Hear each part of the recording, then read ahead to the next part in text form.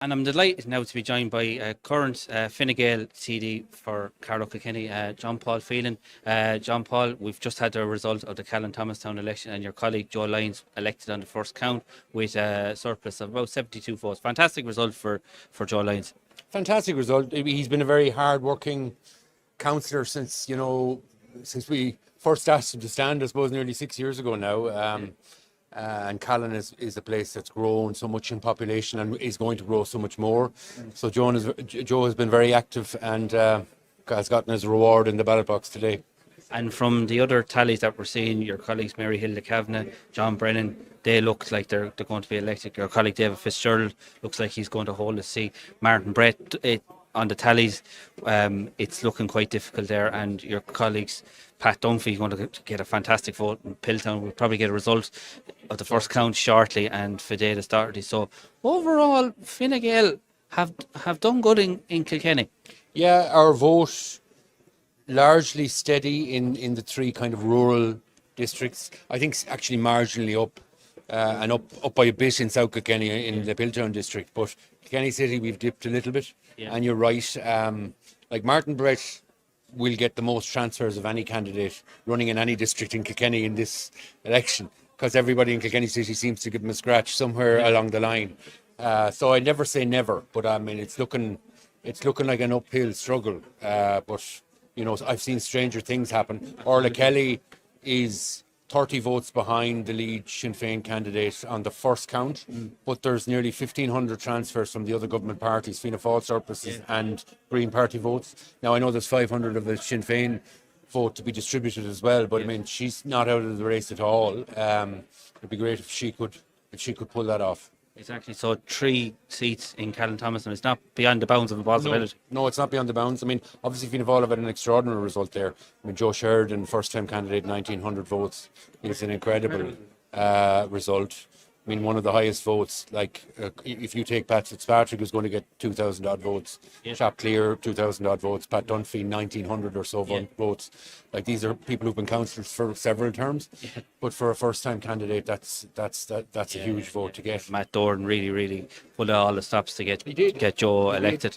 He did, and I was just talking to a friend of mine there, former councillor Philip Brennan from Dunnamaggin, who told me that Joe Sheridan was in his yard 3 times. Wow. Canvassing during the election, and obviously that was reflected in the ballot box as well. 100%. And overall, from the national picture, the Fianna Fáil, Fine Gael, they seem to be doing okay. Sinn Féin, it's been poor enough election. Some people say it's a bit of a surprise, but what do you put this all down to? Has the change in leadership in Fine Gael with Simon Harris, it's obviously had an impact? It's had a big impact. Look, if 2 months ago, we wouldn't be looking at as good a result today for Fine Gael nationally as we are now. It's kind of a sad thing to say in a way, but I mean, Leo Varadkar actually said it on TV this morning himself. There has been a lift, but even beyond that, Simon Harris's energy, his touring in the country, his empathy and willingness to just meet with people. It's hard to beat that in any political leader. Exactly. And it's reflected, I think, a bit in the Sinn Féin slump. Now, Mary Lou has had her health issues, I suppose, in fairness to her, but there's a lot of discontent kind of in the ranks that I've noticed in the last few days of the election itself. But also, I think that they ran too many. If you look at Kilkenny City, 3 candidates where they didn't have a seat. Yeah. Ridiculous strategy, really. Same is going to happen in Tullow, in Carlow. No seat outgoing, 3 candidates, no seat returned more than likely. So you can't. It's kind of basic mistake. Absolutely. I'm going to actually pass you on to my colleague, a very serious journalist, Paidi, man.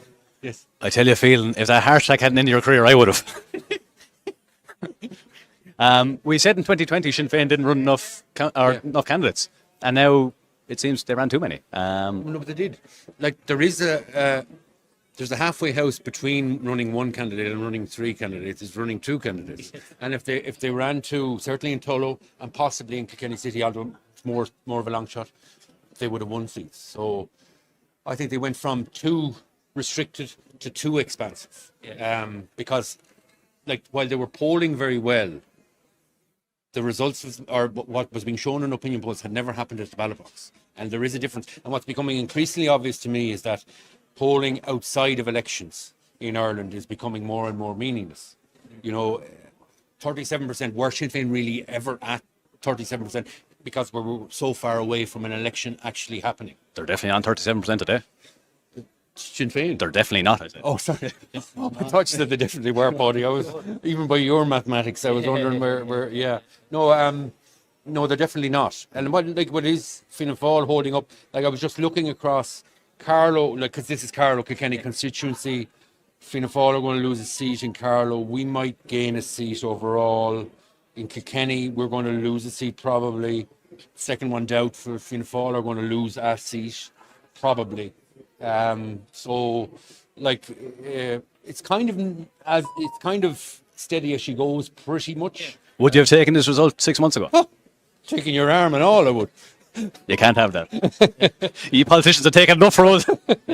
No, I mean, it's very, I'm happy for, I'd be very personally sad. I mean, I cried in the Council Centre once, not because of my own elections, but the late Andy Cottrell, who you knew as well, and you knew Paul too, from Innisteague, lost his council seat in 2004 because his running mate got too many votes. And there wasn't a strategy behind trying to balance the vote. And I would really be upset personally if Martin Brett loses today. I hope, look, we don't know yet. We haven't had any counts from Kilkenny City. We're going on tallies. But he's just such a lovely man, That's, I've made a lot of friends in politics, even across parties. And You made a few enemies too. I did. I saw them all off, though. You nearly didn't. Nearly never milked the cow, Paidi. I look at.